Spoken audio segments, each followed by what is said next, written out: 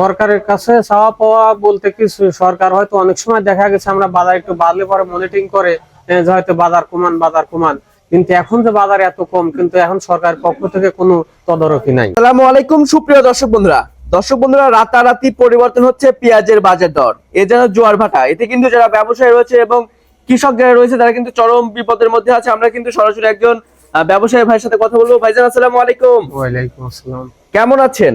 আলহামদুলিল্লাহ ভালো আছি। ব্যবসা বাণিজ্য কেমন চলছে আপনাদের? ব্যবসা বাণিজ্যের অবস্থা খুবটা ভালো না, একদিন বাজার বাড়ে দুই দিন কমে, এরকম অবস্থা। এই যে বাজার যে রাতারাতি পরিবর্তন হচ্ছে, এটার মূলত কারণ কি আসলে? এটা মূলত কারণে মল্লিকাটা পেঁয়াজ বাংলাদেশের বিভিন্ন জেলায় কম বেশি আবাদ হয়। যার কারণে হয়তো কোনো জায়গায় দেখা যায় আমদানি একটু শেষের দিকে, কোনো জায়গায় হয়তো আমদানি একটু ভরপুর, এরকম কারণে বাজার একটু আপ ডাউন হয়। আচ্ছা। তো মার্কেটে এখন চাহিদা কেমন রয়েছে আমাদের পাবনার মুড়িকাটা পেঁয়াজের? আপনার মরিকাটা পেঁয়াজটা বাংলাদেশের মধ্যে একটু চাহিদা বেশি অন্যান্য জেলার তুলনায়, যেহেতু এখানের পেঁয়াজটার কোয়ালিটি একটু ভালো। আপনার পেঁয়াজ কত মন কিনছেন আজকে? আজকে পেঁয়াজ কিনছি 50 মনের উপরে। 50 মনের উপরে? জি। পেঁয়াজটা যাবে কোথায় দাদা? ঢাকার মধ্যে।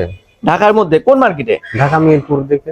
মিরপুরে? জি। আচ্ছা, আমাদের পাবনা জেলার পেঁয়াজের তো সারা বাংলাদেশে অনেক সুনাম রয়েছে, তাই না? জি। আচ্ছা, সব মিলিয়ে আজকে বাজার মূল্য কেমন রয়েছে, বাড়তি না কমতি রয়েছে?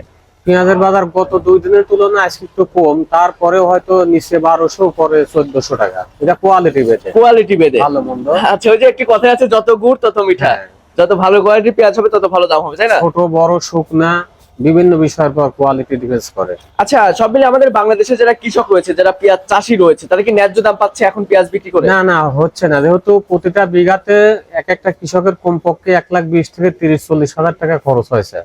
আর এখন হয়তো এখন পেঁয়াজ যদি এরকম দামে বেচে হয়তো 1300-1400, তাতে হয়তো 60-70 হাজার টাকা হয়তো উঠবে, আর বাকি টাকাই লস হবে।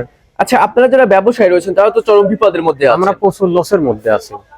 আমরা মনে হয় যে হয়তো এই টিপে লস হয়েছে আর সামনের টিপে লাভ হবে, কিন্তু তা হচ্ছে না, কিনলে পরেই লস হয়। আচ্ছা, এক্ষেত্রে কি ব্যবসায়ী হিসাবে সরকারের কাছে আপনাদের কোনো চাওয়া পাওয়া রয়েছে? সরকারের কাছে চাওয়া পাওয়া বলতে কি, সরকার হয়তো অনেক সময় দেখা গেছে আমরা বাজার একটু বাড়লে পরে মনিটরিং করে যে হয়তো বাজার কমান, কিন্তু এখন যে বাজার এত কম, কিন্তু এখন সরকারের পক্ষ থেকে কোনো তদারকি নাই। আচ্ছা দাদা, আরেকটা বিষয় জানতে চাই, সেটা হচ্ছে আমাদের বাংলাদেশে এখন যে পরিমাণে মুড়িকাটা পেঁয়াজ রয়েছে, এই পেঁয়াজ থাকা অবস্থায় কি এলসি পেঁয়াজের কোনো দরকার আছে? না, এলসি পেঁয়াজের দরকার নাই, যেহেতু আমাদের দেশে পেঁয়াজই প্রচুর, এবং সামনে অগ্রিম বলা চলে যে সামনে যে হালি পেঁয়াজটার আবাদ হয়েছে এই পেঁয়াজটা প্রচুর হবে। আচ্ছা, প্রচুর হবে, অন্য বছরের তুলনায় এবছর আবাদ বেশি। আচ্ছা, এবছর যদি আমাদের বাংলাদেশের কৃষক যদি দাম না পায়, তাহলে তো সামনের বছর পেঁয়াজ চাষ করতে আগ্রহ বোধ করবে না। পরবর্তী দেখা যাবে অন্যান্য রাষ্ট্রের উপর নির্ভর করতে হবে। ওই রাষ্ট্রগুলো পেঁয়াজের বিভিন্ন রকম রেট দিবে, তখন দাম অটোমেটিক বাড়িয়ে যাবে। আচ্ছা, আপনাকে অসংখ্য ধন্যবাদ আমার সাথে সময় দেওয়ার জন্য। দর্শক বন্ধুরা, আমরা কিন্তু সরাসরি একজন ব্যবসায়ীর সাথে ছিলাম, কথা বলে যেমনটি জানতে পেরেছি বাজার কিন্তু রাতারাতি পরিবর্তন হচ্ছে। এটার মূলত কারণ চাহিদা, এবং আপনারা জেনে থাকবেন যে এই মুড়িকাটা পেঁয়াজ কিন্তু সারা বাংলাদেশের বিভিন্ন জেলায় আর কি চাষ হয়, সেজন্য আর কি বাজার একটু পরিবর্তন হচ্ছে। এলসি পেঁয়াজের জন্য কিন্তু বাজার এলোমেলো হচ্ছে। তো দর্শক, এই ছিল সর্বশেষ তথ্য। দেখা হচ্ছে পরবর্তী ভিডিওতে। আল্লাহ হাফেজ।